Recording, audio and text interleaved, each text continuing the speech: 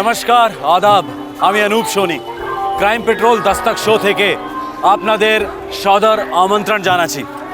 मैं इस वक्त पश्चिम बंगाल की राजधानी कोलकाता में हूँ। आज और कल का एपिसोड यहाँ पश्चिम बंगाल में घटे रियल लाइफ केसेस पर आधारित है। उफ, तुम भी ना हर बार शादी की बात करके मूड खराब कर देते हो। अरे कितनी बार कहा है लाइफ को एंजॉय करो। अधूरा लगता है, मुझे सेटल जिंदगी चाहिए। कुछ फायदा नहीं इन सब चीजों से।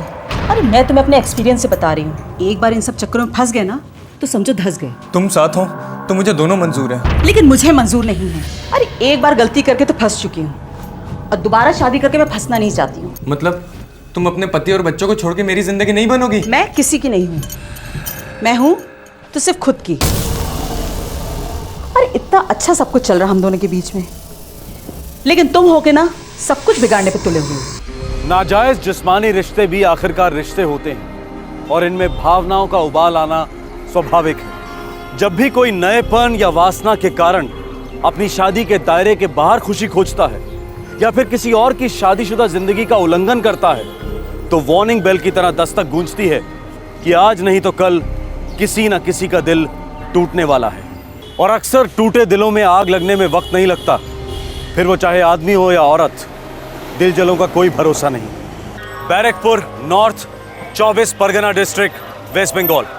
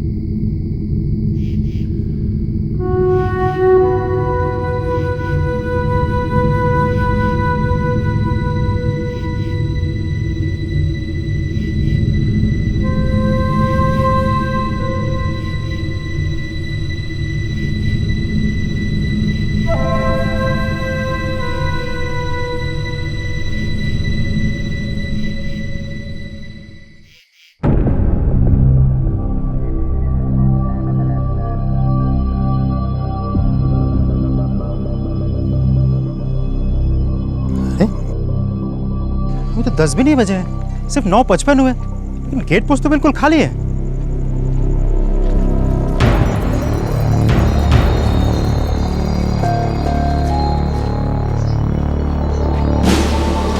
सर, साहब अभी भी 10 नहीं बजे, लेकिन वहाँ गेट पर ड्यूटी पे कोई भी नहीं है सर। की बोलचिश? Yes sir. अरे ऐसे कैसे हो सकता है? शेखर गुप्ता का ड्यूटी है वहाँ पे, जाओ जाके देखो वहीं कहीं होगा। हाँ सर, मैं भी जानता हूँ उसे वहीं होना चाहिए था, लेकिन मैंने खुद जाके देखा शेखर नहीं है वहाँ, शायद जल्दी घर चला गया होगा। व्हाट? घर गया होगा? अरे ऐसे कैसे जा सकता है वो अपना घर? अभी तक राइफल और एमिनेशन जमा नहीं किया उसने।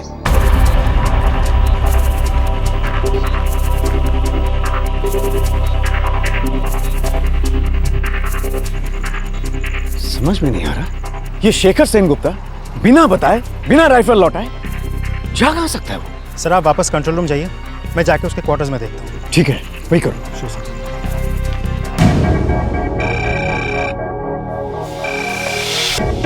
Guard commandant. वहाँ साहब, शेखर वहाँ क्वार्टर्स में नहीं है, आसपास कहीं भी नहीं है वो। ये साला शेखर मेरा सस्पेंशन करा के ही रहेगा। वो बिना गोलियां लौटाए, बिना राइफल लौटाए वो कहां जा सकता है? गुहो, क्वार्टर्स बराबर से चेक कर लिया? जी हाँ सर, अंदर बाहर सब देखा। पहले पंकज ने देखा, उसके बाद मैंने भी देखा। अच्छा, चेंजिंग रूम में देखा? जी हाँ सर, वहां भी देखा, वो कहीं नहीं है सर। उसने हथियार डिपॉजिट किए या नहीं? नहीं सर, इसी बात का सबसे बड़ा डर है सर। उसके पास एक SLR राइफल और साथ में 2 मैगजीन्स हैं सर, और हर एक मैगजीन्स में 25 गोलियां हैं सर। इमीडिएटली सभी लाइंस में इमरजेंसी अलर्ट करवा दो। सर वो तो मैंने पहले से ही करवा दिया है। ये साला शेखर, ये क्या कहाँ होगा? चिंता तो इस बात की है कि उसने हथियार जमा नहीं किए। आप इसका मतलब समझ सकते हैं सर?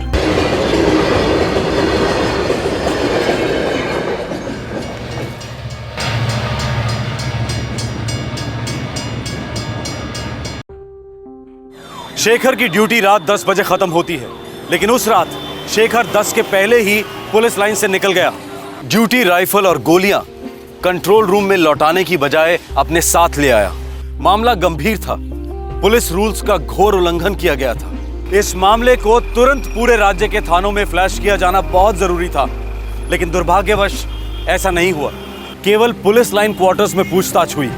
अब सवाल यह था कि राइफल और गोलियों के साथ आखिर शेखर सेन गुप्ता कहां गायब हो गया था और क्यों।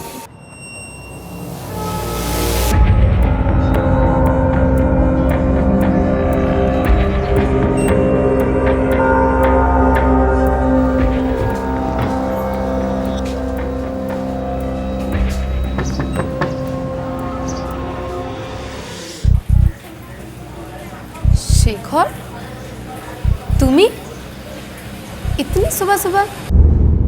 चलो चलो मेरे साथ। तुम भी ना शेखर। अरे हम लोग एक ही बात के बारे में कितनी बार बहस करेंगे? नहीं करेंगे चारू बहस, अब कोई बहस नहीं करेंगे चारू। चारू मैं फैसला कर चुका हूँ, हम अभी शादी कर रहे हैं। तुम चलो बस मेरे साथ। हाथ छाड़ो अमर, बहुत हो गया शेखर।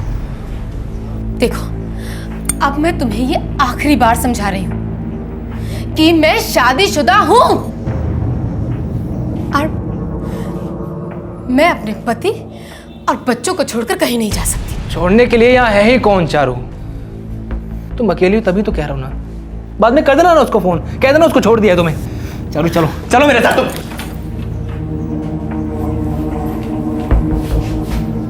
बेरिए जाओ एखान থেকে, चले जाओ अभी।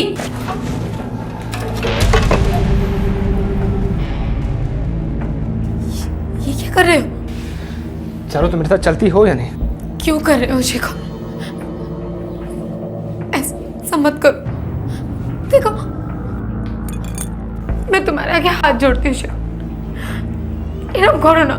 चारू मैं हाथ जोड़ रहा था तुम्हारे कब से मनाने की कोशिश कर रहा हूं तुमको मैं। तुम मान रही हो? नहीं, लेकिन आज मेरे हाथ में ये है। इसको नीचे करो शेखर। एक मिनट शेखर, मैं ऐसे कैसे चल सकती हूँ? देखो मुझे मेरे पति से बात करनी दो, आराम से। बात करनी है तुमको? हाँ। तो बात करो ना तुम। लो बात करो, अभी तुम बात करो। करो चारो बात।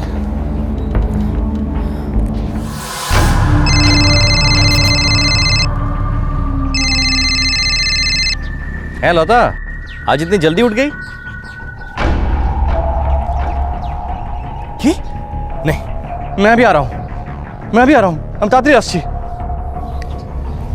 কি হলো? नहीं, কিছু না, कुछ नहीं।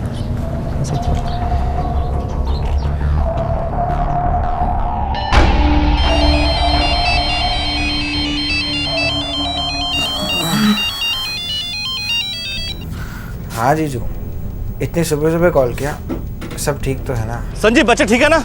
ऑटो। हाँ हाँ भालो ऐसे सो रहे हैं, लेकिन बात क्या है? संजीव, तुम्हारी दीदी लता बहुत मुश्किल में फंस गई है। लेकिन कैसी मुसीबत जीजू? हाँ है, वो शेखर घर पहुंच गया है और तुम्हारी दीदी के सर पर बंदूक तानी है। अरे ये क्या कह रहे हैं आप? देखो मैं यहाँ फैक्ट्री से निकल चुका हूँ, मैं घर पहुंच रहा हूँ, तुम जल्दी से घर जाओ। है बुझे?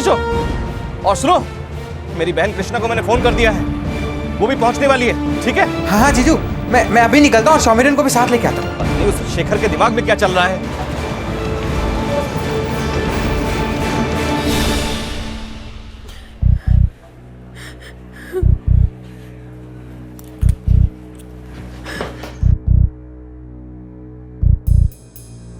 देखो शेखर, अभी जो कुछ तुम कर रहे हो ना, ये बिल्कुल सही नहीं है और अभी तुम होश में नहीं हो। एक भी गोली खाली नहीं जाएगी, इतने होश में हूं मैं।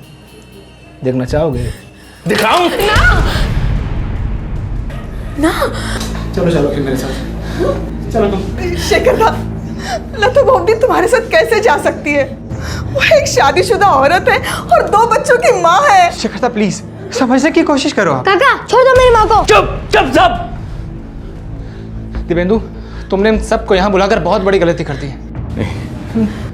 मुझे बहुत गुस्सा आ रहा है इन सब पर मुझे। एक मिनट शेखर, तुम शांत हो जाओ, मेरी खातिर गुस्सा थूक दो।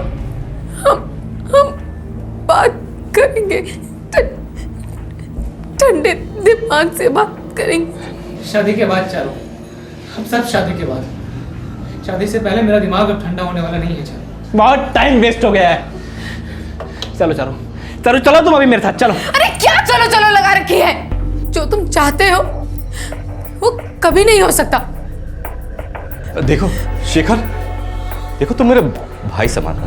देखो जो भी बात है बैठते हैं, बातें करते हैं और आराम से हल निकालने की कोशिश करते हैं। कृष्णा तुम चाय बनाओ, चाय। तुम सब मेरा दिमाग खराब कर रहे हो।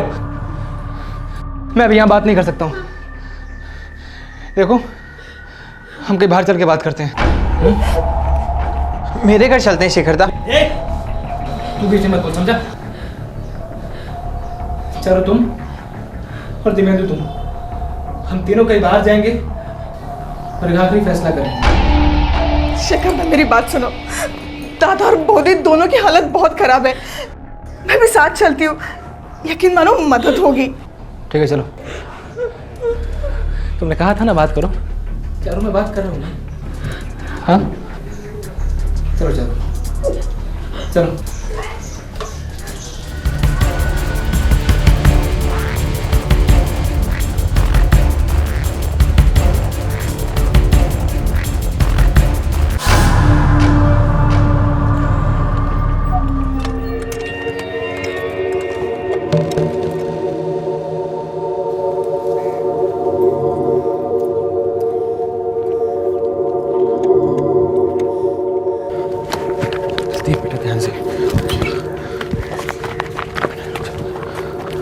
देखो शेखर, शांत हो जाओ। अभी तुम बहुत टेंशन में हो। चलो तुम टेंशन में नहीं हो क्या? और दिव्येंदु तुम? नहीं, मुझे टेंशन नहीं है, क्योंकि मैं जानती हूँ कि जब तुम्हें होश आ जाएगा ना, तब सब ठीक हो जाएगा। मुझे पूरा विश्वास है। सच्ची। चारों, मुझे भी विश्वास है कि तुम उससे शादी करने के लिए तैयार हो जाओगी। चारों, बताओ तो दिव्येंदु को, तुम मुझसे प्यार करती हो ना? ये झूठ है।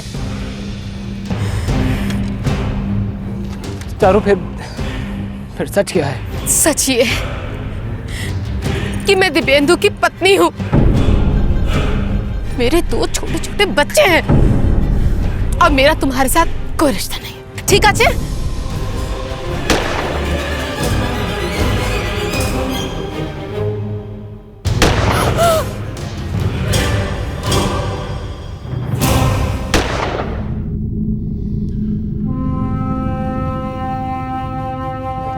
चलो वरना मैं भी गोली मार देगा।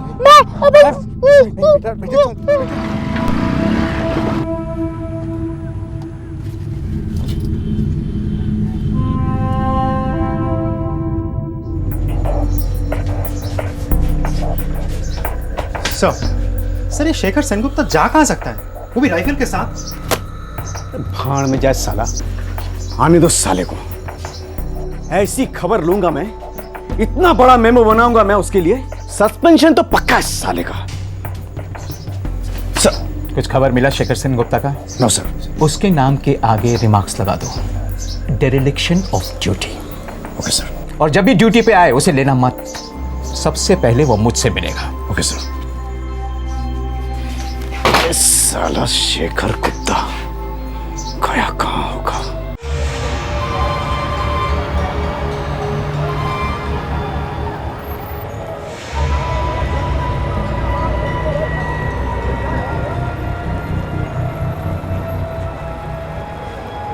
शेखर का नाम फ्लैश करो। कांस्टेबल शेखर सेनगुप्ता। हाँ सर, राइफल का जो डिस्क्रिप्शन हमें मिला है उसके मुताबिक गन ऑटोमेटिक होगा, मतलब कि 12th बटालियन का होगा। उन्हें सबसे पहले कांटेक्ट करो। सर।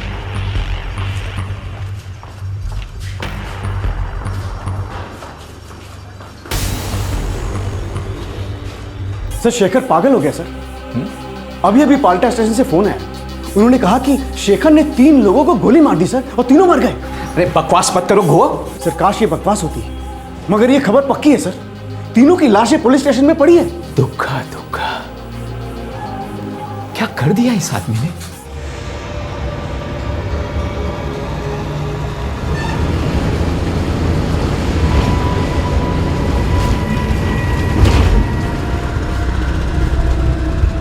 सर सुबह सुबह वो मेरी दीदी के घर आया, बहुत जल्दी। तब से उसका दिमाग बिगड़ा हुआ था। तुमने हमें फोन क्यों नहीं किया? पता था उसके पास राइफल है, फिर भी हीरो बनने चली थी। पीछा किया उसका? हम सब बहुत ज्यादा डरे हुए थे सर। मैं तो बस ये पता लगाना चाहता था कि वो उन तीनों को कहाँ लेके जा रहा है, और पता लगते ही मेरा पुलिस को फोन करने का प्लान था, लेकिन उसने तो सर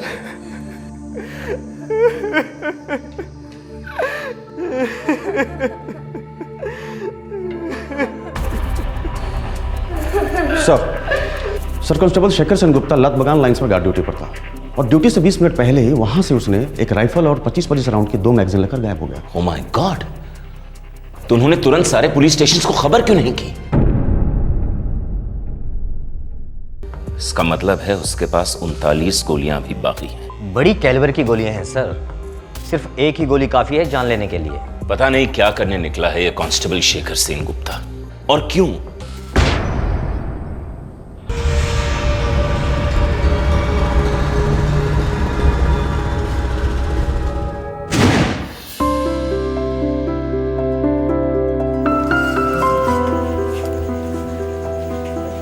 तो माँ दे ही दिया कमरा किराए पर? हाँ दे दिया।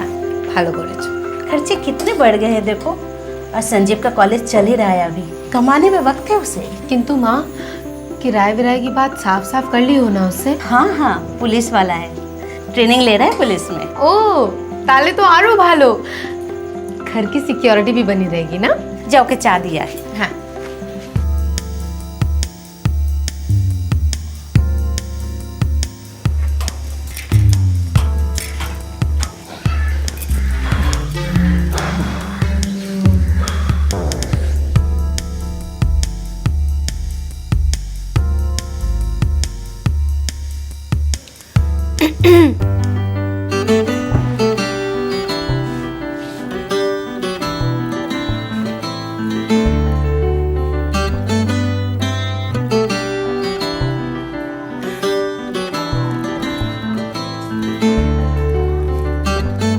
Thank you.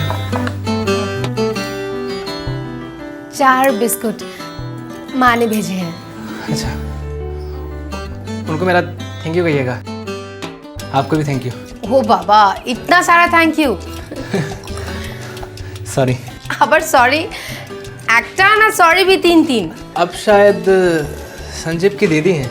हैं चारुलता अमर नाम, यहीं पास में रहती हूँ। मेरे हस्बैंड गन फैक्ट्री में सर्विस करते हैं। ओह, हमारे फोर्स में राइफल्स और बुलेट्स जो हैं वो वहीं से आती हैं। ओह छोटी सी दुनिया। हाँ सो तो है। तुम्हार नाम की बताया नहीं? सॉरी शेखर।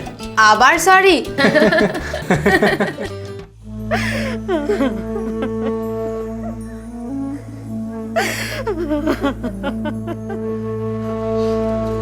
मैं हमेशा चारू से कहती थी दूरे था के पागल थे, लेकिन मेरी बात कभी नहीं सुनी। देखो क्या हाल कर दिया मेरी बेटी को।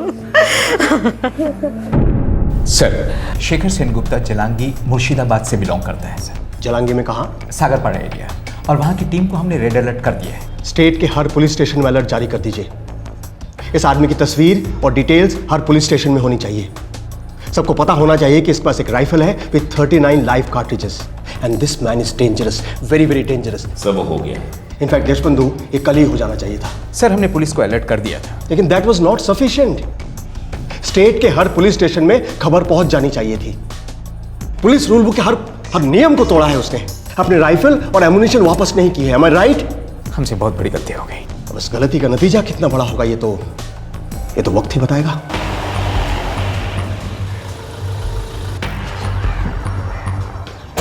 क्या ये क्या कह रहे हैं आप? दोबारा कह रहा हूं, आपके बेटे शेखर ने 3 लोगों की हत्या कर दी है। शेखर ने? साहब उसका कोई हमारे पास फोन नहीं आया था। देखो, वो जैसे ही तुम्हें फोन करेगा तुम मुझे फोन करो, और जरा भी देर की तो फिर तुम्हारी खैर नहीं। चलो। शेखर, बाबा संभालो। क्या कर दिया रे तूने? बाबा संभालो, मुझे पता था कि एक न एक दिन कुछ ऐसा होना ही था। कितनी बार समझाया कि वो शादीशुदा औरत है, उसे भूल जा, कोई दूसरी कर ले, लेकिन उस औरत का जादू उसके दिमाग में कीड़े की तरह घुस गया था। प्रेम बड़ो मधु कभू काछे कभू सुदूर। शर्म नहीं आती? एक शादीशुदा औरत से क्या क्या करवा दिया तुमने? क्या कहूँ, सॉरी या थैंक यू? चुप, बदमाश। तुम्हारे लिए ना अब एक अच्छी सी लड़की देखकर शादी करवानी पड़ेगी तुम्हारी। लड़की तो मैंने देख ली है। अच्छा, श्रुति की गो कौन है? अब मुझ जैसी है या नहीं? सुशील, संस्कारी। शेरनी है, सुंदर वन की शेरनी। अच्छा चारू, तो जमाई जी तुमसे बात करना चाहते हैं। है माँ, आज जी। माँ जाने दो। फिर कब?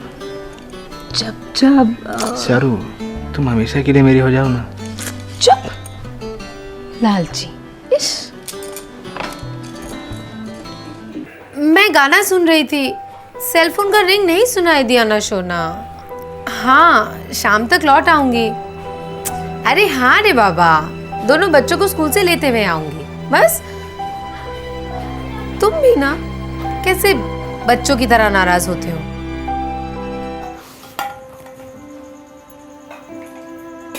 चारू, आजकल मायके की बहुत याद आती है तुम्हें।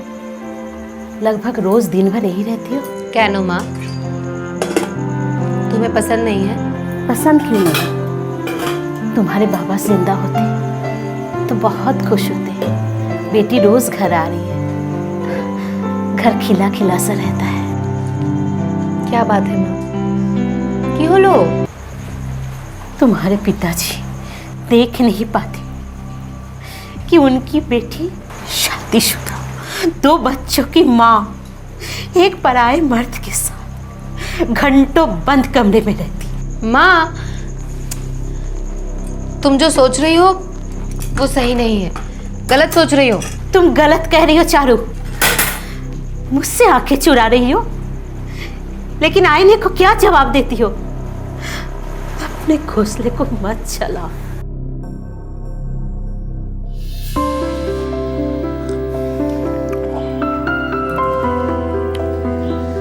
चारू, मैं शादी करने जा रहा हूँ।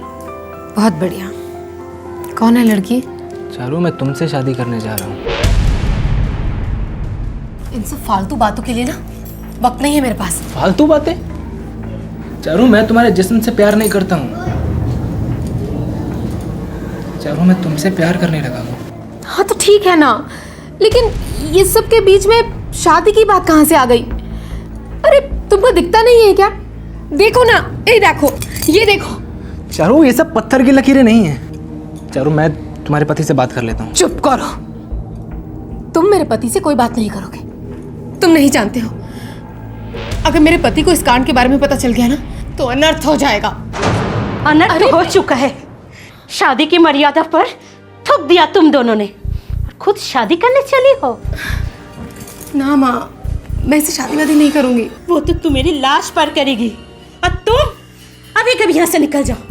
मासी, हम ये है तुम्हारा एडवांस, ले लो और कभी मत लौटना, न इस घर में न मेरी बेटी की जिंदगी में। नहीं मासी। हाथ छोड़ती, बच्चे हैं इसके, छोड़ दो इसे आके। चारू, समझाओ तुम। जब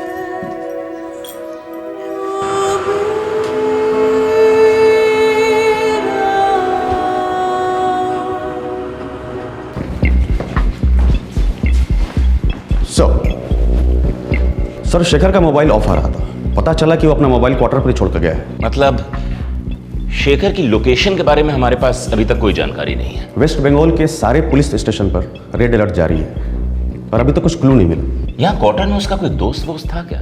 यस सर, कांस्टेबल सोमेश दास उसका रूम पार्टनर था। सोमेश, 1 साल से तुम रूम शेयर कर रहे हो कांस्टेबल शेखर सेनगुप्ता के साथ? जी सर। इस वक्त कहाँ गया होगा वो? पता नहीं सर, पिछले 4-6 महीने से तो ठीक से बात भी नहीं कर रहा था, पूरा दिन फोन पे लगा रहता था। किसके साथ? सर बातों से तो लगता था कि वो लेडी चारुलता के साथ बातें करता था। सर फोन रिकॉर्ड चेक किया, 90% कॉल्स चारुलता के साथ थे। सर हम सब ने उसे समझाने की कोशिश की कि उस औरत के साथ एफआईआर आगे ना बढ़ाए। सर वो मैरिड थी और फिर शेखर के भाई ने भी उसे काफ़ी समझाने की कोशिश की। शेखर तो बिल्कुल लव क्रेजी था सर, एकदम लव क्रेजी। देख, वो तुझसे 10 साल बड़ी है और उसके 2 बच्चे भी हैं। चल एक बार वो विधवा होती या तलाकशुदा होती तो बात समझ में आती थी। तलाक हो भी सकता है, और ज़रूरत पड़ी ना तो विधवा भी हो सकती है वो। एक तमाचा मारूं तुझे, क्या हो गया तुझे? प्यार हो गया दादा मुझे। और हमसे नफरत? मैंने और बाबा ने खून पसीने कमाई करके तुझे पढ़ाया लिखाया है, तुझे पुलिस की नौकरी मिली। अरे हमारी सारी उम्मीदें टिकी हैं तुझ पे, सब बर्बाद कर देगा क्या? दादा आप सबकी तरफ मेरी जो भी ड्यूटी बनती है मैं उसे हर हाल में पूरा करूँगा। कोई बर्बादी नहीं है दादा, शादी कर रहा हूँ मैं। सर मुझे तो कभी कभी लगता था कि वो मेंटल हो चुका है, अपने ही ख्यालों में रहता था, यहाँ तक कि ड्यूटी पर भी। हाँ, शायद उसे यकीन हो गया था कि चारुलता के साथ उसकी शादी वादी तो होगी नहीं, इसलिए उसने ये हत्याकांड सोच समझ के प्लान करके किया है। सर हो सकता है, पर जो आदमी किसी औरत से पागलों की तरह प्यार करता हो वो उसे मार कैसे सकता है? क्योंकि प्यार भी पागलों वाला ही था, और ऐसे प्यार को नफरत में बदलते देर नहीं लगती, और फिर नफरत भी पागलों वाली हो जाती है।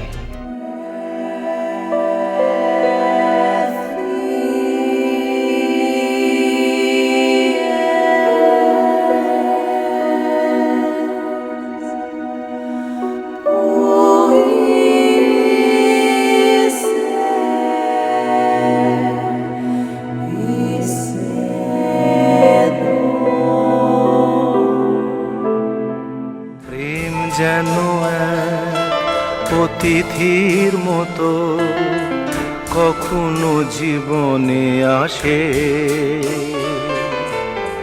ফুলো ডোরে বাঁধে, কখনো আবার অশ্রু ঝরিয়ে চলে যায়।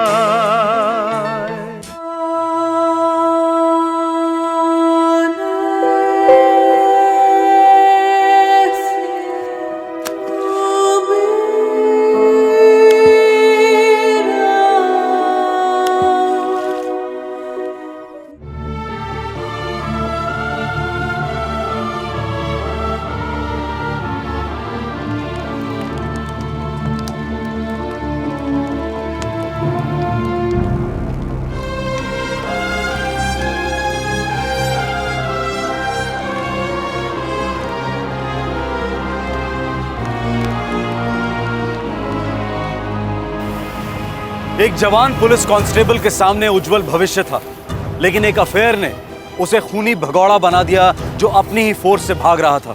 पर क्या वो दरअसल अपने आप से भाग रहा था? क्या हासिल हुआ उसे चारुलता, उसके पति देवेंदु और देवेंदु की बहन कृष्णा को मौत के घाट उतारकर? इस घोर अपराध के बाद इस हत्यारे ने अपने हथियार को गायब कर दिया। अब आगे क्या होने जा रहा था? क्या था उसका इरादा? क्या थी उसकी तकदीर? पूरी बंगाल पुलिस फोर्स ये जानने के लिए उतावली थी कि उन्हीं के एक कांस्टेबल ने ये 3-3 हत्याएं क्यों की।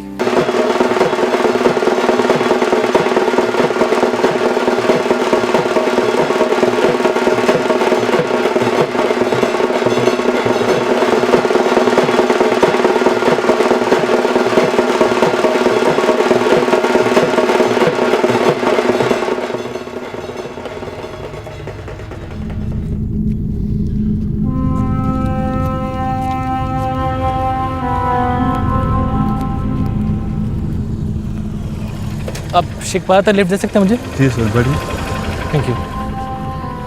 शेखपारा पश्चिम बंगाल और बांग्लादेश के बॉर्डर पर स्थित है। वहां से कुछ ही किलोमीटर दूर इंटरनेशनल बॉर्डर का खारपारा आउटपोस्ट है। शेखर यहां क्या कर रहा था? आखिर इरादा क्या था इस हत्यारे का?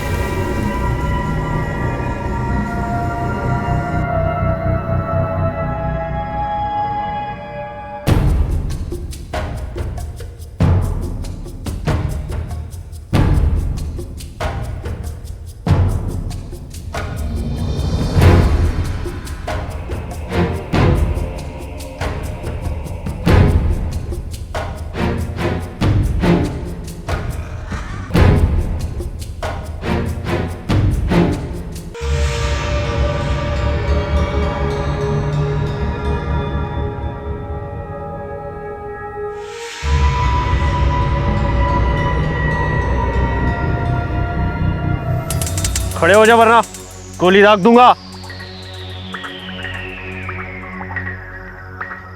किधर जा रहे थे?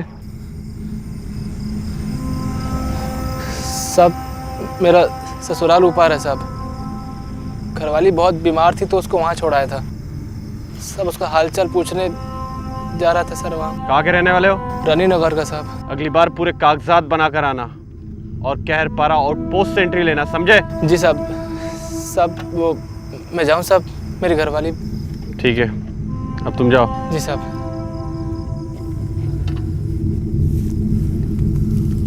पश्चिम बंगाल और बांग्लादेश की सरहद के दोनों तरफ रहने वाले लोगों के बीच रोटी बेटी का रिश्ता है।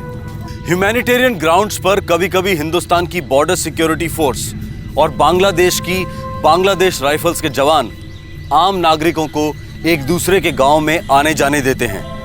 शेखर इस बात से अच्छी तरह से वाकिफ था क्योंकि वो खुद जालंगी मुर्शिदाबाद से था, जो एक बॉर्डर जिला है।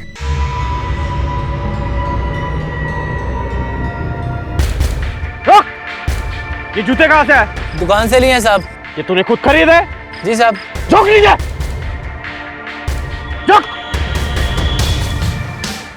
शेखर बॉर्डर से फरार होने के इरादे से आया था, लेकिन उसके जूतों ने उसके इरादों पर पानी फेर दिया। दरअसल जब भी पुलिस कर्मचारी के जूते घिस जाते हैं तो पुराने जूते लौटाए जाते हैं और नए जूते कमीशन होते हैं। फोर्स के जूते कभी भी मार्केट में बेचे नहीं जाते। बीएसएफ के जवान शेखर को आउटपोस्ट के ऑफिस ले गए।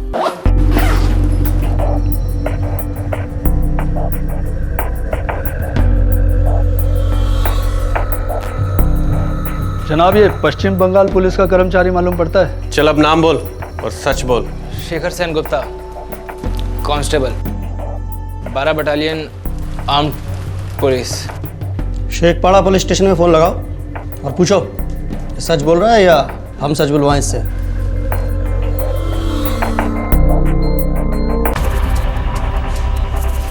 क्या नाम बताया sir? Constable Shekhar Sen Gupta, 12 battalion arm police. हाँ सर, ये तो वांटेड है और कल ही 3 लोगों का मर्डर करके फरार हुआ है। जी धन्यवाद जनाब। 24 परगना पुलिस डिवीजन का कांस्टेबल है। कल सुबह ड्यूटी राइफल से 3 लोगों को मार दिया इसने। हवाले करने का इंतजाम करो इसे। जी जनाब।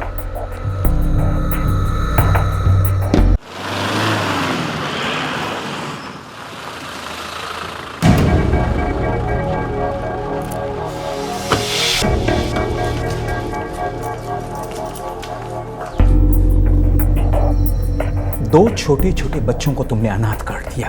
क्या मिला ये सब करके तुम्हें? मुझे तो बस चारू को मारना था। अब बाकी के बीच में आ गए तो मैं क्या करूं? लेके जाओ इसको। चारुलता नाजायज रिश्ते की आग में अपनी मर्जी से कूदी। चारुलता के पति देवेंदु को अफेयर का आभास था। हल्की सी दस्तक सुनी भी थी। देवेंदु की बहन कृष्णा तो केवल अपनी। चारुलता के बच्चे सिर्फ इतना जानते थे कि उन्हें मम्मी पापा से बहुत प्यार है और अब वो उन्हें कभी नहीं देख पाएंगे। चारुलता की मां ने जुर्म की दस्तक सुनी थी और अपनी मजबूर आह बुलंद भी की थी, पर अफसोस तब तक पानी सर के ऊपर निकल चुका था। एक सनकी आदमी के एक औरत के लिए पागल जुनून ने कितनी सारी जिंदगियां बर्बाद की। वेस्ट बंगाल থেকে আপনাদের সবাইকে সদর অভিনন্দন জানাচ্ছি।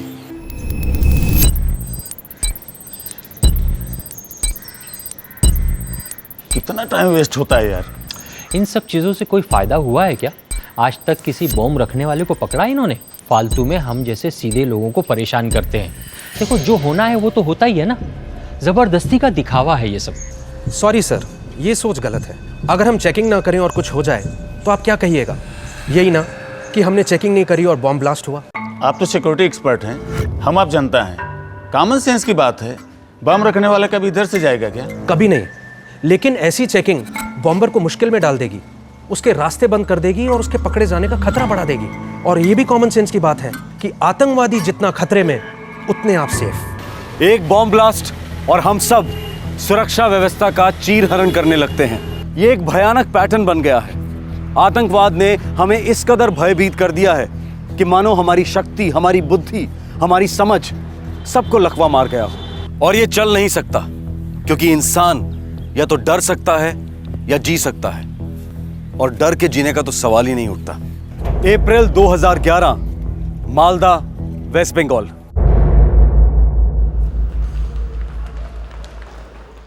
शून्य जेठा ग्रह होरे প্রাচী।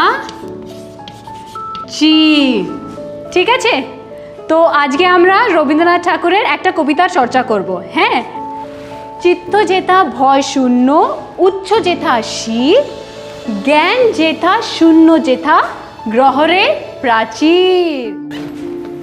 तो वीकेंड पर जगन्नाथपुर माँ बाबा के पास? अरे ना बाबा, मैं अकेले ही कमरे में बैठ के कोई किताब पढ़ लूँगी।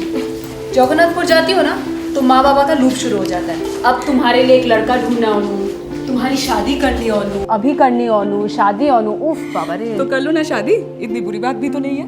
खुद के लिए एक लाइफ पार्टनर ढूंढ ही लो, एक नया लाइफ पार्टनर। मैं अपने आप को वक्त देना चाहती हूँ।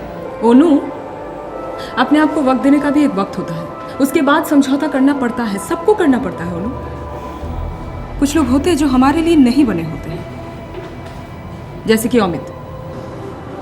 अमित तुम्हारे लिए बना ही नहीं था। Just accept it. वाणी, क्यों करते हैं लोग समझौता? यादें, उन पुरानी यादों का क्या? पुरानी यादें मिटाने के लिए नई यादें बनानी पड़ती हैं। No choice. ट्राई करूँगी, एक लास्ट बार ट्राई करूँगी। Sounds good. चल।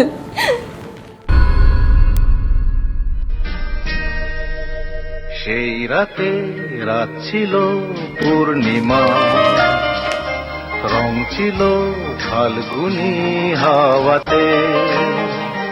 সেই রাতে রাত ছিল পূর্ণিমা। আমি চিনি গো চিনি তোমারে, ও গো বিদেশিনী। আমি চিনি গো চিনি তোমারে, ও গো বিদেশিনী। তুমি থাকো সিন্ধু পারে, তুমি থাকো সিন্ধু পারে, ও গো বিদেশিনী। Good morning. क्या बात है, आज चाय के साथ बिस्किट की जगह रोमांस। काम पर नहीं जाना है क्या? इरादा क्या है? इरादा तो काम का ही है, लेकिन संस्कृत वाला। तुम भी ना। দেখেছি মাধবী রাতে তো।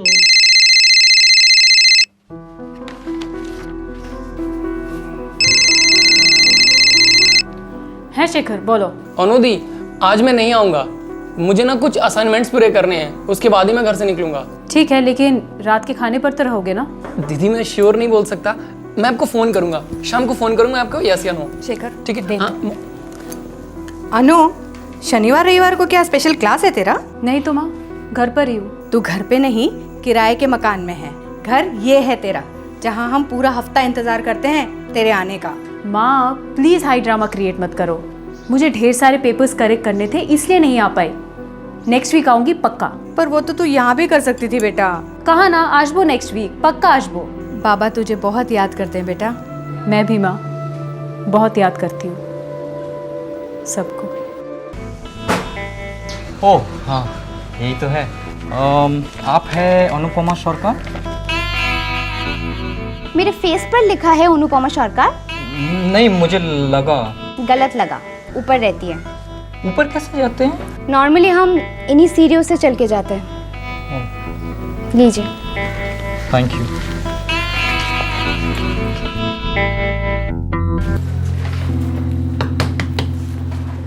अनुपमा सरकार, हाँ ये आपका पार्सल है, यहाँ पे साइन कर दीजिए।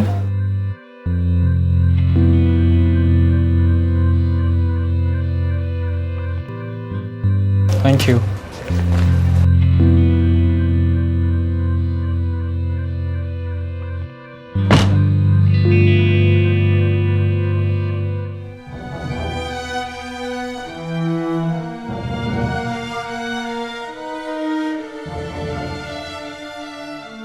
अगर तुम्हारा कोई भी सामान रह गया हो तो मैं कुरियर कर दूंगा। मैं तुम्हारी कोई भी चीज़ अपने पास नहीं रखूंगा।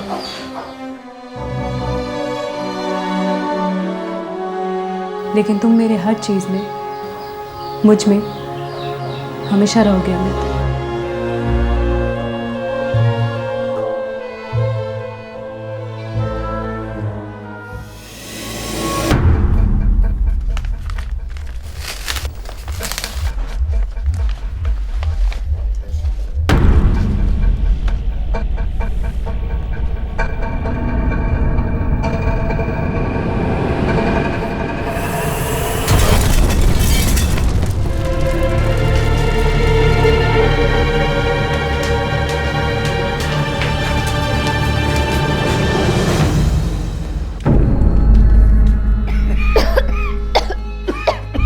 কি হলো বাত?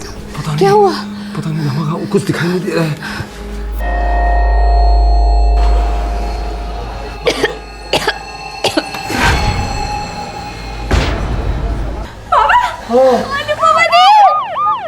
ये क्या हो गया?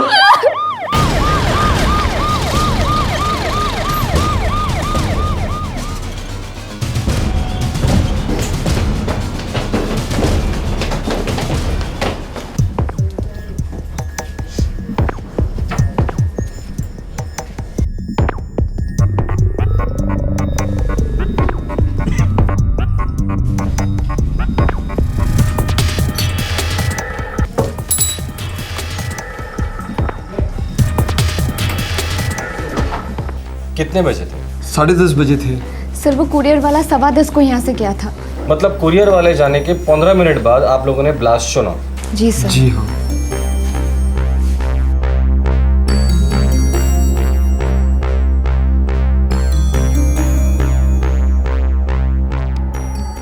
सर पिछले 6 महीने से अनुपमा हमारे यहाँ किराएदार थी। अकेली रहती थी? जी कभी कभी इसका छोटा भाई शेखर आ जाता था रहने के लिए। की काज को माधवरी गर्ल्स स्कूल में टीचर थी। भाई के अलावा और कोई नहीं था? ना ना, फुल फैमिली, माँ बाबा भाई वो सब जगन्नाथपुर में रहते हैं।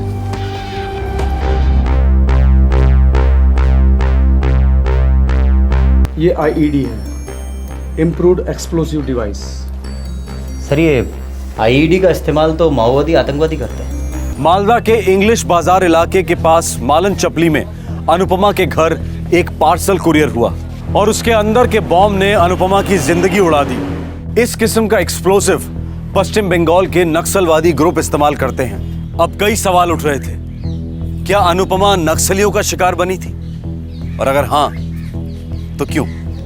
और हाथ पैरों में भी कुछ चोटें आई हैं। अगर उस वक्त उस रूम में और कोई भी होता तो शायद वो भी मर जाता। पर उस वक्त कमरे में लड़की के अलावा कोई नहीं था और एक लड़की को मारने के लिए पूरा बम।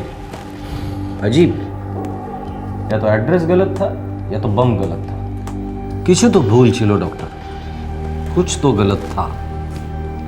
किसी तो भूल छिलो डॉक्टर, कुछ तो गलत था। कंफर्म IED है।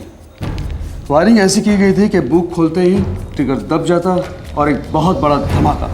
पार्सल अनुपमा के नाम का था, मतलब उसके घर पे बॉम्ब भेजा था उसकी जान लेने के लिए। लगता तो ऐसे ही है। अच्छा, ये जो IED इस्तेमाल किया था वो प्रोफेशनल किस्म का था या घर पर बनाया हुआ था? Professional, very professional. ये रही हमारी नक्सलियों की फाइल। लास्ट 6 मंथ में जहाँ जहाँ नक्सलियों ने और माओवादियों ने ये IED इस्तेमाल किए हैं वो बिल्कुल इस IED से मिलते जुलते हैं। मतलब इसमें नक्सल वाला एंगल भी हो सकता है? ज़रूर हो सकता है। और ये कुरियर कंपनी, इसके बारे में कुछ पता चला? सॉरी, ब्लास्ट में कुरियर कंपनी का एड्रेस वाला रिसीव बुरी तरह से डैमेज हो गया था। जोड़ने की कोशिश की गई पर पेपर जला हुआ था। ठीक है, उस कुरियर बॉय का स्केच निकालो, कुछ चलकर सामने आया तो ठीक है, तो ढूंढ निकालो उस सारे को। मेरी बेटी एक सीधी सादी स्कूल टीचर थी। धमाके में जो बम इस्तेमाल हुआ है वो किसी भी एंगल से सीधा साधा नहीं था मिस्टर सरकार। सर अनुपमा दी पर आप डाउट कर ही नहीं सकते, वो बहुत ही क्लीन लेडी थी। 6 महीने से रहती थी यहाँ। कौन कौन आता था मिलने? 1-2 बार उसके माँ बाबा आए थे, उसे देखकर चले गए। सर जैसे कि मैंने आपको बताया था, अनुपमा दी का छोटा भाई शेखर यहाँ पे आता जाता था। वो यहाँ ही पढ़ता है तो यहाँ और अपने घर के बीच अप डाउन करता है। कोई और?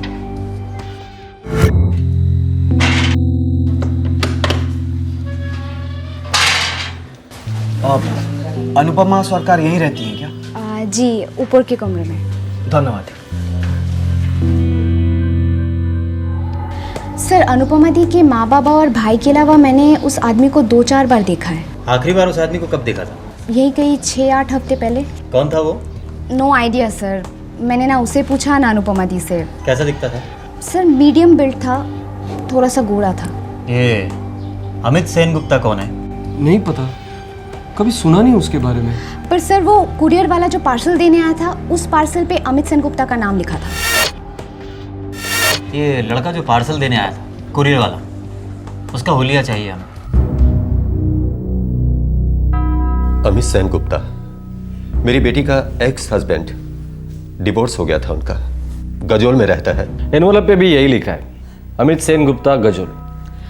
जी, अमित का नक्सलवादियों के साथ कोई कनेक्शन है? हमें नहीं पता। 5 साल पहले शादी हुई थी दोनों की, डिवोर्स 2 साल पहले हो गया था। 2 साल पहले जब वो शादीशुदा थे तब उसका नक्सलवादियों के साथ कोई रिश्ता था? हमें कुछ नहीं पता इंस्पेक्टर। तो आपको क्या पता है मिस्टर सरकार? बस इतना कि वो आदमी हमारी अनु के लिए ठीक नहीं था।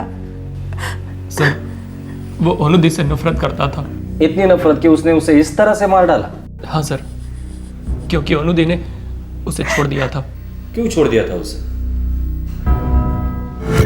मैं और रीना कॉलेज में एक साथ थे। एक साथ थे? हमारी शादी के पहले बताया क्यों नहीं तुमने मुझे? क्योंकि तब मुझे भी नहीं पता था कि रीना के लिए मेरी फीलिंग्स क्या है। इसका मतलब मुझसे शादी करने के बाद तुम्हारे उस रीना के लिए फीलिंग्स जाग उठी। मेरे पीठ पीछे नाजायज अफेयर शुरू हो गया। तुम्हें कोई आइडिया नहीं है तुम कितनी घटिया हरकत कर रहे हो। शादी से पहले पता होता तो कभी बेटी नहीं देते उसे। साला पकड़े जाने के बाद भी मेरी दीदी से बोला मैं रीना को भुला नहीं सकता, नहीं छोड़ सकता उसे।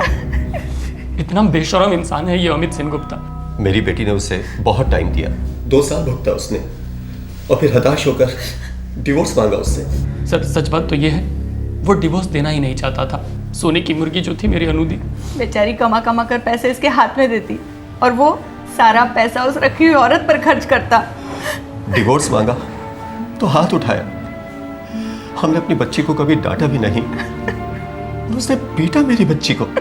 हमने पुलिस कंप्लेंट भी की थी हबीबपुर पुलिस स्टेशन में। मेरे पास एमसी की कॉपी भी है। तब उसने हमें धमकी भी दी थी, एक न एक दिन वो मेरी बेटी से बदला लेगा, और उसने बदला ले लिया। अनुपमा के साथ मेरी अच्छी जमती थी। कैसी थी वो? काफ़ी डिस्टेंट। अमित के धोखे का शौक वो बर्दाश्त नहीं कर पा रही थी। इनफैक्ट डिवोर्स के बाद भी वो अमित से उतना ही प्यार करती थी। उसके किराए के मकान पे उससे मिलने एक आदमी आता था। कौन आता था? मैं आपसे पूछ रहा हूँ कौन आता था? डिवोर्स के बाद कोई अफेयर? ना। पक्का? पक्का तो बोलते पर आई मीन नहीं कह सकती, पर अफेयर होना मुश्किल है ऑफिसर, बहुत मुश्किल है। मतलब उसने कभी जिक्र नहीं किया उस आदमी के बारे में जो उससे घर पे मिलने आता था? No officer. सर मुझे नहीं लगता कि मर्डर और ब्लास्ट में कोई नक्सल का एंगल है। मुझे भी यही लगता है, ये बदले वाला मामला होगा। बदला? तलाक के 2 साल बाद, और वो भी इतने खतरनाक और भयानक तरीके से। बैनर्जी, बदले की आग लंबी सुलगती है, हम लोगों ने तो कई बार देखा है। अच्छा, इस कुरियर वाले का क्या हुआ? इंग्लिश बाजार कस्बे में तकरीबन 27 कुरियर कंपनियां हैं। मैंने अपने खबरी नेटवर्क को एक्टिवेट कर दिया है, जल्दी ये लड़का पकड़ा जाएगा। वो अमित सेन गुप्ता, उसका गांव गजोल, वहाँ से क्या खबर है? सर वहाँ तकरीबन 30 कुरियर कंपनियां हैं और कई तो फ्रेंचाइजी हैं। एक बार ये लड़का पकड़ा गया, ये खुद हमें उस कुरियर कंपनी तक ले जाएगा जहाँ से वो पार्सल आया था। बैनर्जी, गजोल जाने की तैयारी करो। हमारा मुख्य आरोपी अमित सेन गुप्ता ही है, और अब तक तो वही है।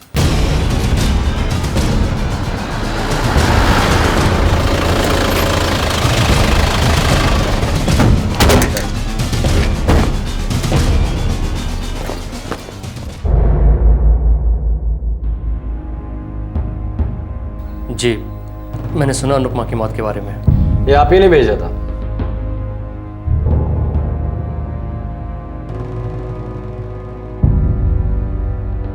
देखिए, ये क्या कह रहे हैं आप?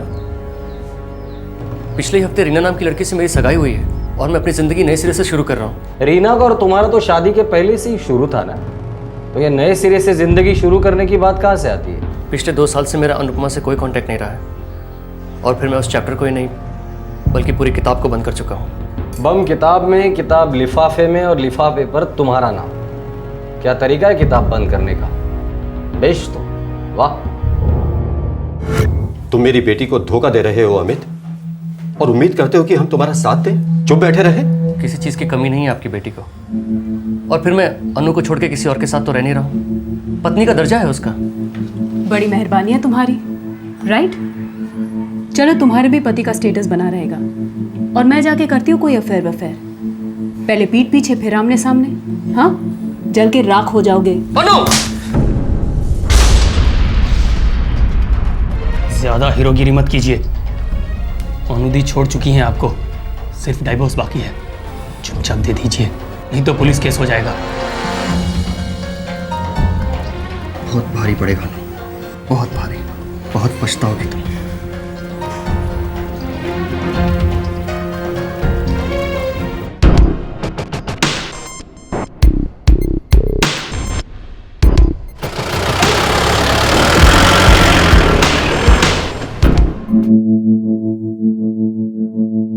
जो टॉर्चर आपको आते हैं सब आजमा लीजिए, मगर सच नहीं बदलेगा। और सच ये है कि मैंने अनुपमा को पार्सल नहीं भेजा है। हो सकता है किसी और ने तुम्हारे नाम से पार्सल भेजा हो। कोई मुझे फंसाने की कोशिश कर रहा है, और आप उसके चाल में फंसते जा रहे हैं। एड्रेस इतना साफ साफ लिखना कातिल की बेवकूफ़ी होगी। सर, ये अमित की चालाकी भी हो सकती है। उसने सोचा होगा खुद का नाम लिखेगा तो कोई शक नहीं करेगा, क्योंकि कातिल अपना नाम और पता तो नहीं लिखता। ये अमित बहुत चालाक है। या कोई उससे भी चालाक है बैनर्जी। मतलब कोई ऐसा शख्स जो अनुपमा और अमित की हिस्ट्री को जानता था, जिसका उसने फ़ायदा उठाया। करेक्ट। जो अनुपमा से बहुत नफरत करता था और जानता था कि उंगली अमित पर ही उठेगी। आपने उसे बीच बाजार में थप्पड़ मारा था, शायद उसका गुस्सा होगा उसको। मुझे लगता है हमें ये बात भी पुलिस को बता देनी चाहिए थी। पता नहीं बेटा, पता नहीं।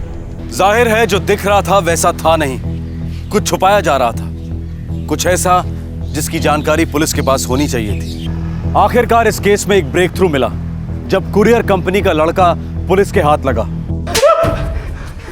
हर newspaper, courier company, TV channel में तेरे लिए संदेशा भेजा था कि आके हमसे मिल, पर तू आया ही नहीं मिलने। सर, मैं बहुत डरा हुआ था, मुझे उस पार्सल के बारे में कुछ नहीं पता था सर। मुझे उस पार्सल के बारे में कुछ पता नहीं था तो डर क्यों गया था तू? सुबह 10:15 बजे तूने पार्सल डिलीवरी किया था।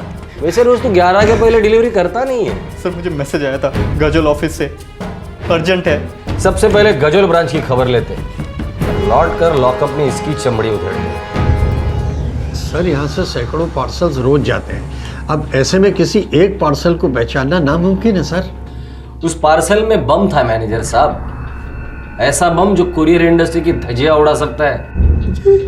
बम डिलीवर हुआ है आपके ऑफिस से, कोई अचार की बोतल नहीं। मैं आपकी क्या मदद कर सकता हूँ? 16 अप्रैल को पार्सल डिलीवर हुआ था।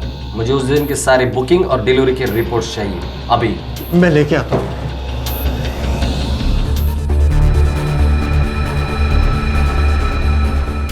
16 तारीख को डिलीवर होने के लिए बुकिंग कब की गई होगी?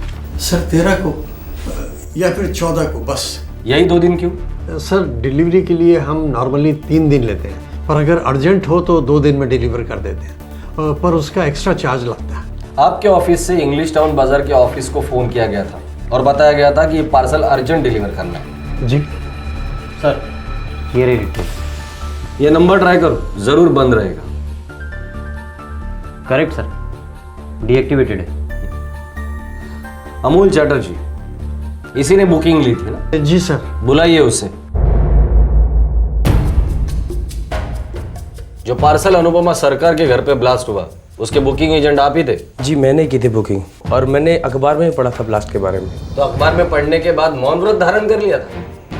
पुलिस को इन्फॉर्म करना जरूरी नहीं समझा? जी, मैंने बताया था इनको। सर, अमोल ने बताया था, लेकिन हम नहीं चाह रहे थे कि हम किसी लफड़ा में फंस जाएं। पुलिस लफड़ा है? फिर हम लोगों को क्यों गाली देते हो जब बीच बाजार में ब्लास्ट हो जाता है? मैं भला, मेरा घर भला सोचने से एक दिन एक ही घर बचा रहेगा उनकी रडार पर, और वो आपका होगा। बम, सब कुछ खत्म। चुप रहकर आप लोग आतंकवादियों को बढ़ावा देते हो, और बढ़ावा देना उनका साथ देने जैसा ही है, समझे? मैं बताता हूँ, वो 2 लोग आए थे पार्सल लेकर।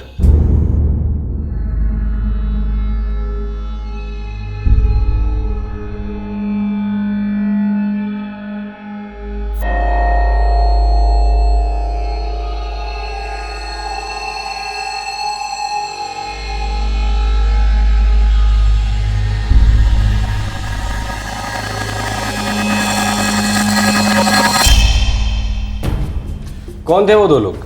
साहब मैंने उनका नाम तो नहीं पूछा। एक गोरा आदमी था मीडियम हेल्थ वाला, और जो दूसरा आदमी था वो उसकी हाइट इतनी थी और कुछ अजीब सी शक्ल थी उसकी। यहाँ के बाल जो थे वो यहाँ तक थे। दादा ये कुरियर मौलाना चौपल्ली कब पहुँचेगा? अगर मौसम ठीक रहा तो 3 दिन में पहुँच जाएगा पार्सल। उससे पहले नहीं पहुँच सकता क्या दादा? हम कोशिश करेगा।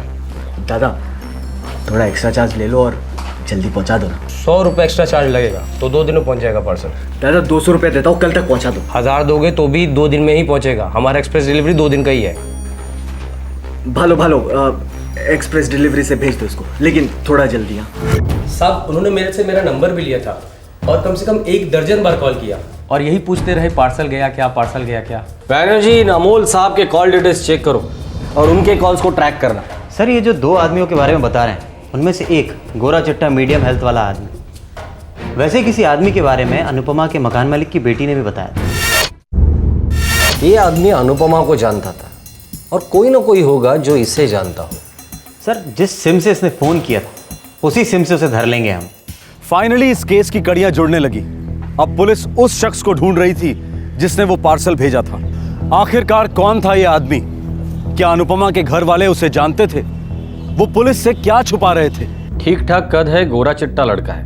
मौलाना चौपाली में अनुपमा से मिलने आता था। वहां कोई नहीं जानता कि वो कौन था। क्यों जानतो ना, किसी को भी नहीं पता। लेकिन ऐसा हो ही नहीं सकता कि अनुपमा ने आपको उसके बारे में कुछ बताया ना हो।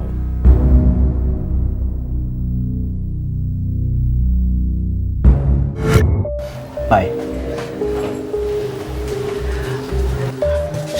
हेलो। हेलो।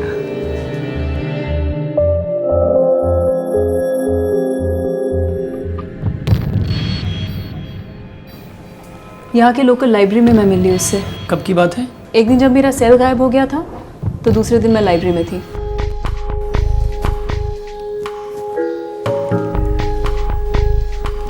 लगता है आप अपना सेलफोन भूल गई थी। Thank you. मैं इतनी परेशान हो गई थी, मेरे सारे नंबर स्टोर है इसमें। इसीलिए तो संभाल के रखा था ताकि जब आप वापस आए तो मैं आपको लौटा दूं। Thank you very much. वैसे आपका नंबर है मेरे पास, तो अगर अब से आपको कोई भी ब्लैंक कॉल दे तो आप समझ जाइएगा कि वो बदमाश कौन है। आप मुझे ब्लैंक कॉल्स क्यों देने लगे? मेरा नाम बाबू और मेरे बाबूजी कहते हैं कि दोस्त और किताबें दोनों कम हो तो परवाह नहीं, लेकिन अच्छे होने चाहिए। सही कहते हैं आपके बाबूजी। वैसे मेरे बहुत कम अच्छे दोस्त हैं, एक्चुअली है ही नहीं। और मैंने किताबें भी आज तक कभी भी पूरी नहीं पढ़ी। ऐसा क्यों? इंतज़ार कर रहा था एक ऐसे खूबसूरत इंसान का जो मेरा बहुत अच्छा दोस्त बन सके, और एक गहरी किताब भी। क्या आप मेरी फ्रेंड बनेंगी? दो फिल्मी डायलॉग्स क्या मारे उससे प्यार हो गया आपको? उसके बारे में जानती भी हैं आप? टीवी इंजीनियर है। वो क्या होता है? टीवी इंजीनियर क्या करते हैं? खूब भालो क्वेश्चन। टीवी इंजीनियर बिरयानी बनाते हैं, खूब भालो, खूब टेस्टी। मजाक मत करो, बोलो तो। ओनू सीधी सी बात है, टीवी इंजीनियर टीवी रिपेयर करते हैं। अगर टीवी बीमार पड़ जाए तो हम उसका इलाज करते हैं। ये तुम हमको टीवी का डॉक्टर भी बुला सकती हो। Very funny. वहाँ लाइब्रेरी में क्या कर रहे थे? अरे बाबा वहां पे टीवी का इलाज कर रहा था, और देखो मेरी तन्हाई का भी इलाज हो गया। ओनू, अग्नि को साक्षी मान के क्या तुम मेरे साथ 7 फेरे लोगी? मैं उस आग में एक बार पूरी तरह जल चुकी हूँ बाबू। ओनू एक बात बताओ, अगर हमारी 5 उंगलियां एक जैसी होती तो क्या हम एक बड़े से अजीब से गोरिल्ला जैसा नहीं दिखते?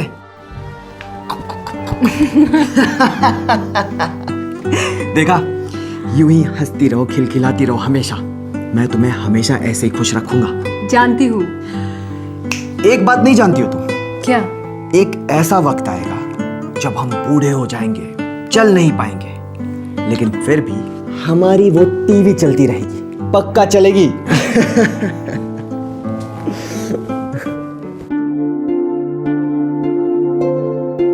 बेटा इस लड़के के बारे में तुम सब कुछ अच्छी तरह से जानती हो ना?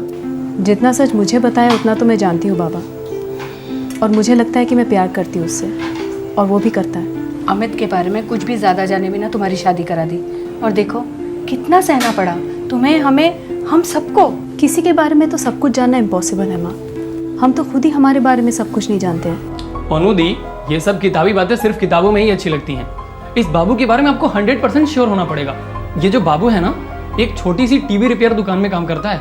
उसमें क्या बुराई है? बुराई है, ये बाबू इससे पहले 6-7 टीवी रिपेयर दुकानों से निकाला जा चुका है। मालूम है क्यों? झूठ बोलता है इसलिए। तभी तो खुद हाई स्कूल फेल है और अपने आप को इंजीनियर बताता है। और दीदी आप भी उसकी बातों में आ गए। पूरा का पूरा सर्किट खराब हो गया है, शोल्डरिंग करना पड़ेगा। ये बाबू कौन है यहाँ? मैं हूँ बाबू, कहिए क्या बात है? मैं अनुपमा का बाबा। सरकार साहब आइए ना। नमस्ते। सुनो बाबू, मेरी बेटी को अकेला छोड़ दो, पहले ही बहुत भुगत चुकी है वो। बाबा जो कुछ भी भुगती है सब भुलवा दूंगा, राज करेगी मेरे साथ। झूठ, झूठ का राज, झूठे आदमी की पत्नी का झूठा राज। बाबा लोगों को मेरे बारे में गलत फहमी है और कुछ नहीं। उसे दूर करने की कोशिश मत करो बाबू, बस तुम उसकी जिंदगी से निकल जाओ। ये नहीं हो सकता, हम दोनों एक दूसरे के साथ काफी दूर तक जा चुके हैं। क्या कहा तुमने? अनु से मैं प्यार करता हूँ, शादी करना चाहता हूँ, खुश रखूंगा उसे, बस यही तो कहा है मैंने। दोबारा उसकी तरफ आंख उठाकर भी देखा तो खैर नहीं तेरी।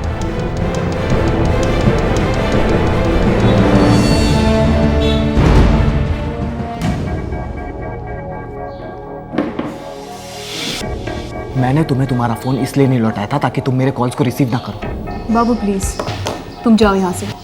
मैकेनिक के बदले खुद को इंजीनियर कह दिया तो तुमने मेरा पता ही काट दिया। एक छोटा सा झूठी तो कहा था मैंने। नफरत है मुझे झूठ से, और झूठे इंसान से मैं कोई रिश्ता नहीं रखना चाहती। खुद हरिश्चंद्र की पोती हो क्या तुम? मैंने कभी कोई झूठ नहीं बोला। बोला, मुझसे झूठ बोला, कहा कि प्यार करती हो ना मुझसे, शादी करोगी। वो झूठ नहीं था, लेकिन तुम्हारे झूठ ने मुझे एक नई सच्चाई दिखा दी है। सच्चाई तो मैंने देखी, इस्तेमाल किया है तुमने मेरा। क्या मतलब? शादीशुदा थी ना, अकेले नींद नहीं आती थी, नींद की गोली बनाकर निगल गई मुझे। क्या बक रहे हो? तुम्हें सिर्फ अपनी सेक्स की भूख मिटानी थी मेरे साथ। छी, मैं जा रही हूँ और कभी मेरा पीछा मत करना। रुको, सुनो, मैंने तुम्हारे बाबा को माफ कर दिया, अब तुम भी मेरे झूठ को माफ कर दो और चुपचाप से मेरी पत्नी बन जाओ। और तुम मेरा पहला प्यार हो, तुम मेरे जिस्म के साथ ऐसे खेल के नहीं निकल सकती हो। मुझे समझ नहीं आ रहा कि मैं तुम पे हंसूं या रो। कितनी थर्ड ग्रेड सोच है तुम्हारी। और वैसे भी एक हाई स्कूल फेल से और क्या उम्मीद की जा सकती है?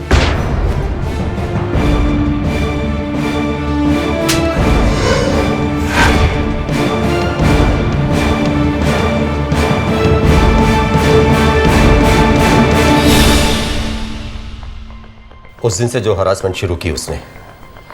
क्या करता था? दिन रात फोन पर फोन, अलग अलग नंबरों से, और फिर धमकियां देता था कि उनके बीच बेडरूम में जो कुछ हुआ इंटरनेट पर डाल देगा। अनुदी ने काफ़ी कोशिशें की उससे दूर रहने की। उन्होंने सिम बदला, पर वो पता कर लेता और धमकी देता था कि उसके पास अनुदी का एक MMS है। वो MMS वाली बात मैंने दबा कर रखनी चाहिए थी, इसलिए आपको नहीं बताया था। हमें शक है कि अनुपमा के खून के पीछे ये बाबू ही है। अनुपमा ने अपनी जिंदगी की सारी डिटेल्स इस बाबू को बता दी थी। अनुपमा पूरी तरह से उसके मुट्ठी में थी और बाबू ने उसी मुट्ठी को कुचल दिया। सर, वो नंबर ट्रैक डाउन हो गया। बाबू और उसका दोस्त इन बाजार में। चलो।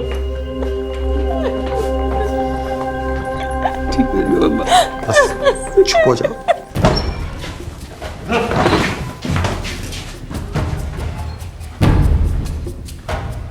प्यार, मोहब्बत, गुस्सा, नफरत अपनी जगह, और इस तरह किसी को बम से उड़ा देना। क्या चल रहा था तुम्हारे दिमाग में? मेरे दिमाग में उसका थप्पड़ मारना गूंज रहा था साहब, हाई स्कूल फेल बोलना गूंज रहा था। जलील करके रख दिया था बाप बेटी ने मुझे, कहीं का नहीं छोड़ा था। मेरी मर्दानगी को कुचल दिया था उसने साहब।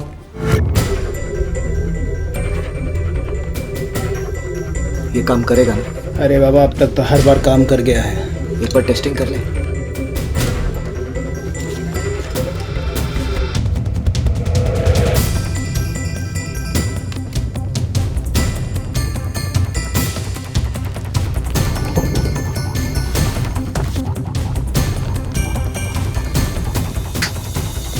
अभी किताब खुलते ही बूम,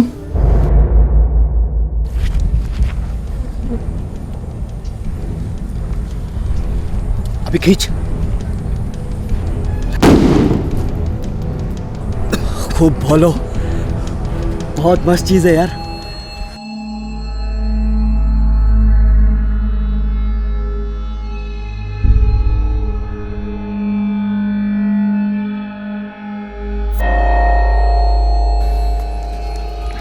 उन्होंने मुझसे कहा था कि अमित ने कसम खाई है उससे बदला लेने की, लेकिन बदला लूंगा मैं और भुगतेगा वो साला अमित। पर एक ही टेंशन है, ये किताब तेरी अनुपमा अपने घर में अकेले में ही खोले, नहीं तो दूसरे लोग मुफ्त में बकरा बन जाएंगे। मासूम लोगों की जिंदगियों को खतरे में डाला। कई मासूम मारे जाते थे जिनका तुमसे कोई लेना देना नहीं था। कोई मासूम मरा तो नहीं ना साहब? कोई मासूम मरा नहीं। लेके जाओ चलो को।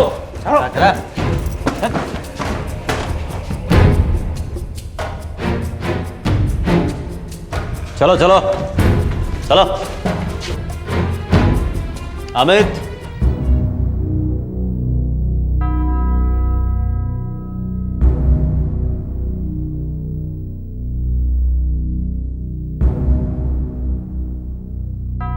बॉम्ब वाला पार्सल अनुपमा तक पहुंचने के पहले कई हाथों से गुजरा था। किसी के हाथ से गलती से भी किताब खुलती तो न जाने कितनी जाने जाती, पर बॉम्ब अपने सही निशाने पर फूटा, अनुपमा के हाथों में।